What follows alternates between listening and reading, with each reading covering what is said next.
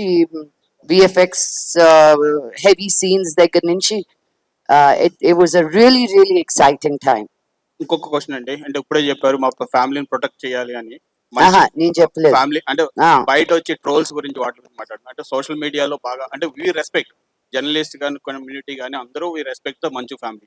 But trolls ఉన్నాయి కొంచెం, అంటే మీ ఫ్యామిలీలో ఎవరు చిన్నది వచ్చినా సరే దాన్ని రివర్స్ లో చేస్తుంటారు, ఎక్కువ ట్రోల్స్ చేస్తుంటారు.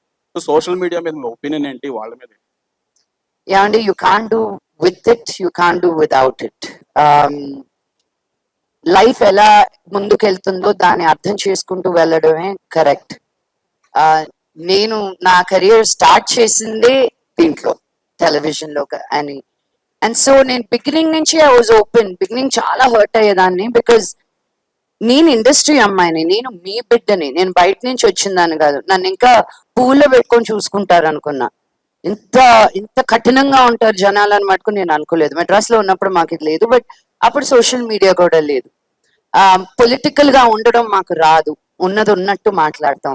కొంతమందికి నచ్చుతుంది, కొంతమందికి నచ్చదు. నచ్చిన వాళ్ళు అభిమానులు ఉన్నారు, నచ్చిన వాళ్ళది వాళ్ళది కష్టం. సో ఎట్టయినా they are talking about it, no, that is what matters. Open అంటారా, లేదంటే ఆర్గనైజ్డ్ ఏదైనా చేస్తున్నారు అంటారా?